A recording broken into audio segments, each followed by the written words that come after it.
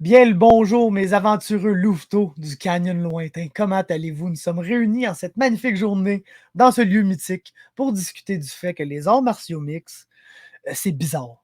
C'est un sport bizarre. Il y a toujours un paquet d'affaires bizarres qui se passent en arts martiaux mixtes. Et puis, c'est quasiment une passion pour moi que de répertorier ces événements bizarres-là et de tout foutre ça dans une liste que j'appelle mes WTF Moments of the Year. Genre des moments qui sont tellement bizarres que le cerveau humain peut même pas se les expliquer. Là, que tu peux juste être assis là et te dire What the fuck is happening right now? Heureusement ou malheureusement, on a eu notre premier What the fuck moment of 2024 à l'UFC 297. Et pourquoi j'ai dit malheureusement, c'est parce que ça impliquait directement un de nos combattants préférés, Charles Jourdain, qui affrontait Sean Woodson dans un combat très attendu. Un combat qui a été très chaudement disputé, honnêtement, les gars. Une décision partagée où, au premier round, Charles est sorti fort, selon moi, là, avec des beaux leg kicks restés à distance parce qu'évidemment, il ne voulait pas trop se faire frapper par Woodson. Woodson n'a pas lancé beaucoup de mains ni rien. Et puis, ça a été un round chaudement disputé. Je pense que Charles a eu l'avantage pour la grande majorité du round en lançant de solides leg kicks. Woodson s'est mis à défendre les leg kicks un peu plus vers la fin du round. Puis le round s'est terminé avec un gros coup de genou de Sean Woodson qui a forcé Jourdain sur un takedown. Puis là, il a mangé quelques shots un peu à la Travis Brown là, sur le takedown, sur le côté de la tête des Hammer Fist. Et puis, je pense que c'est peut-être ça qui a influencé le round en faveur de Sean Woodson parce que sur les stats, Woodson a landé 31 shots significatives, contrairement à 18 pour Charles. 18 de ces shots-là, 12 étant des leg kicks. Pour ce qui est de Woodson, là, sur les 31 shots, c'est un peu mieux réparti, mais principalement à la tête. Puis j'ai l'impression que la majorité de ces coups qui ont été landés là ont été landés après avoir lancé le coup de genou quand Charles s'est retrouvé sur un takedown. Donc, il a peut-être comme perdu ce premier round à ce moment-là. Ensuite, deuxième round, selon moi, ça a été un round à l'avantage de Sean Woodson. Plus serré sur les stats que le premier round, le 22-28 en faveur de Woodson pour les strikes significatifs. Mais encore une fois, on a Woodson qui ne lance qu'à la tête et puis Charles Jourdain qui lance plus au corps et aux jambes, mais il a un peu abandonné les leg kicks pour plus focus sur des body shots ou des body kicks dans ce deuxième round-là. Puis selon moi, à part quelques moments où il a bien fait, c'est principalement fait pick apart at range dans ce deuxième round-là par Woodson, mais c'est un head kick à la fin du deuxième round qui va à la toute fin, là, vraiment 10 secondes avant la fin du round. Charles Lander head kick, puis ça a fini le round fort pour lui, puis c'est peut-être ça qui a fait que les gens lui ont donné le round. Troisième round, de loin le round le plus serré du combat, je pense que Charles Jourdain a vraiment trouvé son groove. 20-21 les strikes en faveur de Woodson, encore une fois. Mais Charles Jourdain a vraiment trouvé les coups au corps dans ce round-là, autant avec ses mains qu'avec ses pieds. Et puis, c'est vraiment là qu'il a réussi à avoir le plus de succès dans tout le combat, ce qui a mené à un takedown attempt de Sean Woodson qui a été réussi. Charles a pris une très bonne guillotine, le solide submission attempt qui nous a même fait penser que Woodson allait être forcé d'abandonner. Mais il a réussi à sortir de là, lander un ou deux coups au sol. Le combat a pris fin. Et puis, honnêtement, j'étais sur place, puis c'est fou comment, quand tu es dans la foule, c'était comme clair, net et précis dans nos têtes que Charles Jourdain avait gagné ce combat-là. Puis quand j'ai réécouté le combat par après, je ne sais pas si c'est le commentary, mais c'était moins clair que selon les commentateurs, c'était 2-0 Woodson, puis Charles a peut-être gagné le troisième.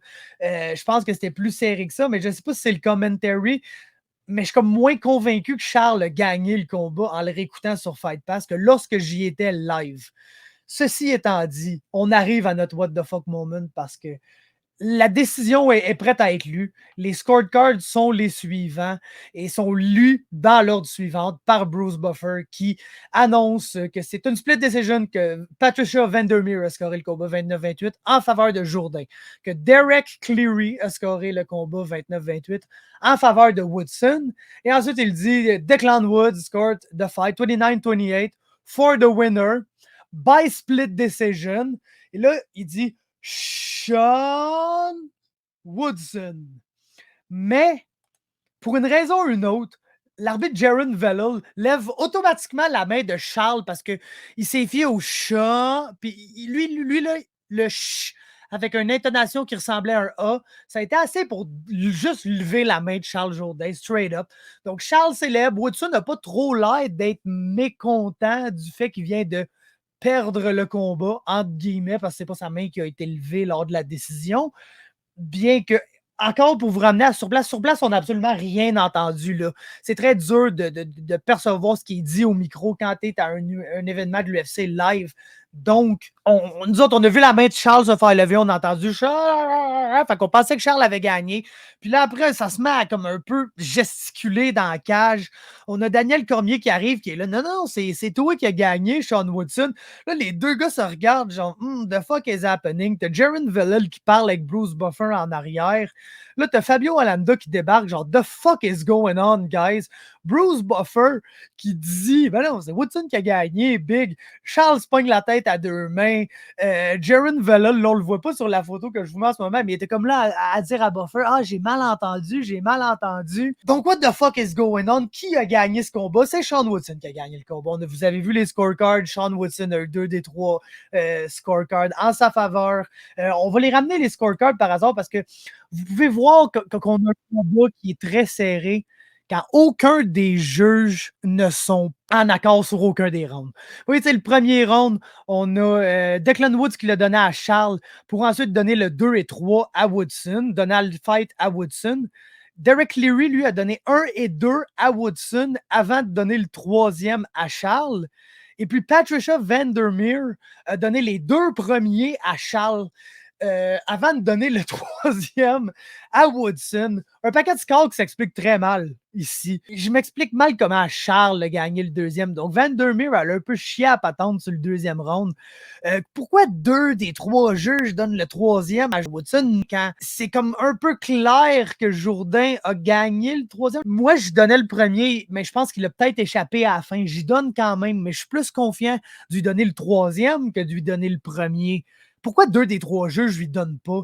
C'est bizarre, man. C'est vraiment bizarre. Tu sais, j'ose même pas imaginer c'est quoi le roller coaster d'émotions que tu vis.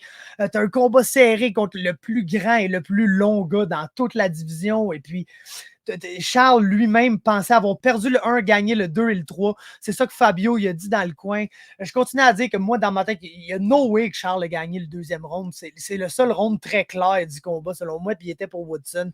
Mais, tu sais, les émotions de combat super serré, tu le sais que le combat est serré, tu fais des belles choses, mais tu manges des strikes en retour.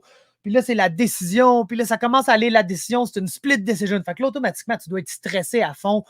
La décision est lue. L'arbitre lève ta main. T'es genre, ah, j'ai gagné tous ces mois d'entraînement pour une victoire. Je viens de doubler ma paye. Magnifique. Je suis content. Puis là, après, c'est la confusion un peu. Puis là, tu vois que c'est la confusion alentour de toi. Puis là, tu commences à te dire, Chris, qu'est-ce qui se passe, man? Qu'est-ce qui est en train d'arriver? Puis là, finalement, tu apprends que c'est pas toi qui as gagné, que c'est l'arbitre qui a fuck up en levant pas la bonne main. J'ose même pas imaginer comment Charles s'est senti en ce moment-là. Puis vraiment, j'ai hâte de le découvrir en lui demandant. Puis l'autre chose qu'on n'a pas le choix de considérer en évaluant l'ampleur de ce what the fuck moment-là, c'est la répercussion qu'il a eu sur le restant de la carte. Là, il a un peu créé un Mandy Bone effect sur l'UFC 297 parce qu'avant ça, il y avait eu un combat de Malcolm Gordon qui s'était pas terminé en faveur de Malcolm, mais ça avait été un bon back and forth, ça avait été un solide petit combat. Ensuite, une destruction complète de Jasmine Jasudavicius sur Priscilla Cachoeira, c'était magnifique. Après, Johan, là, malheureusement, qui a perdu, mais il a perdu par finish rapidement. Donc, tu sais, c'était pas boring ni bizarre. Et ensuite, on a eu une décision excessivement bizarre entre Seri Sedi et Ramon Taveras, mais ça a été une guerre de tous les instants, un combat absolument incroyable où il y a eu des changements de momentum ici et là, donc un combat presque impossible à juger et un combat dont on va se rappeler pendant longtemps là, de par son facteur d'entertainment. Puis Jourdain arrive là, il y a le moment le plus what the fuck qu'on vient d'analyser au grand complet qui se passe au moment de la décision. Après ça, Brad Katona perd une décision questionnable dans un combat pas très intéressant. Allen contre Evloev, c'est 2 top 5 fighters, donc c'est sûr que ça l'a un peu évité à ce curse-là. Ensuite, Barrio contre Curtis, c'est dol, mais dol pendant longtemps. Puis à la fin du troisième round, décide de commencer un brawl complet. Ça devient le fun. Une autre décision partagée qui aurait pu aller d'un côté comme de l'autre. Puis ensuite, Mike Malott, dans une des défaites les plus heartbreaking que tu vas voir dans l'histoire des arts martiaux mixtes, le gars est en voie là, de battre Neil Magny, d'être un top 15 fighter dans la division, puis roule pour une clé de jambe, se retrouve en dessous, manque un peu à trop de jus pour sortir de là, puis il se fait pendre d'autres et perd là, de la façon la plus soudaine dont tu aurais jamais vu en arts martiaux mixtes. Après ça, le combat de titre féminin entre Pennington et Mayra Bueno Silva, qui est juste comme une des pires expériences live que tu vas avoir de toute ta vie. Et puis tu termines ça avec Strickland contre Duplessis, qui est un autre combat dont les gens débattent la décision. Donc sur cette carte-là, il y a clairement un avant Charles Jourdain et un après Charles Jourdain. Là, ce combat-là, ce moment-là, où Jaron Vallel a levé la main du mauvais combattant, a eu des répercussions incroyables sur tout le restant de la carte. Ça n'a plus jamais été pareil après ce moment-là. Il faut trouver un coupable, les chums. Il faut lancer des tomates à quelqu'un ici. Il faut trouver un coupable. C'est certainement pas Charles Jourdain, c'est certainement pas Sean Woodson. Les deux gars se sont battus.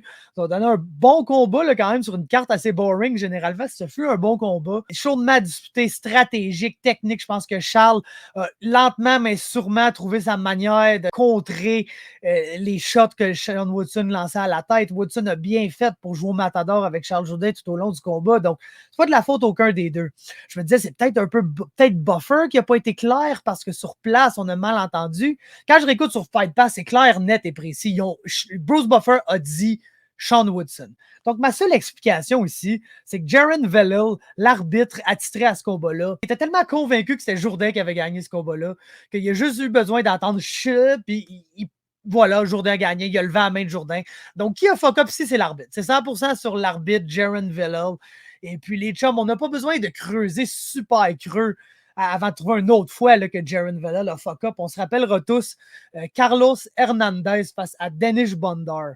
Combat flyweight, Jaron Vallel est l'arbitre. Vers la toute fin du combat, qui a dominé tout le long d'ailleurs, Lander slam absolument incroyable qui semble affecter Denis Bondar. Puis lui commence à lui donner des coups de coude au visage. Bondar est out cold. Vallel lui laisse manger au moins 17 coups de coude d'en face de trop. Avant d'intervenir, mettre un terme au combat, là, Hernandez est genre « Yes sir, c'est fini, j'ai gagné ». Là, Vallel va regarder le replay pour ensuite déterminer que ça n'a pas été les 14 000 coups de coude qu'il a laissé l'autre donner qui ont mis fin à un combat, mais bien le fait que pendant le slam, il y a eu un clash of heads, donc un headbutt non intentionnel entre les deux combattants. C'est le headbutt qui a mis un terme au combat et non les strikes après. Donc, c'était pas un TKO, puis il fallait aller à la technical decision qui a donné absolument le même résultat parce que Carlos Hernandez avait absolument gagné ce combat-là. Mais Jaron Vallel a absolument rob Carlos Hernandez d'un finish spectaculaire dans ce combat-là. Puis, oui, ils vont passer ce highlight-là dans son highlight reel pour le restant de sa vie, mais si tu regardes les scorecards, c'est une décision, ce combat-là. Ça avait fait une controverse, et puis tu sais, c'était pas la première fois qu'on voyait le Jaron Vallel fuck up. Le gars n'est pas réputé comme étant un excellent arbitre, veuillons le dire ici. Donc, c'est de sa faute. C'est de sa faute. On blâme Jaron Vallel absolument pour ça, et puis c'est ça, les chums, c'est le premier What the fuck moment of the year, espérant qu'il y en ait plein d'autres, parce que c'est très amusant, mais espérant que ça soit pas nos Canadiens, nos fighters préférés, nos Québécois, les victimes des arbitres, des juges, de toutes ces choses-là. Alors, what the fuck is going on? Likez, subscribe, vous savez la drill. Je m'en vais. Bye.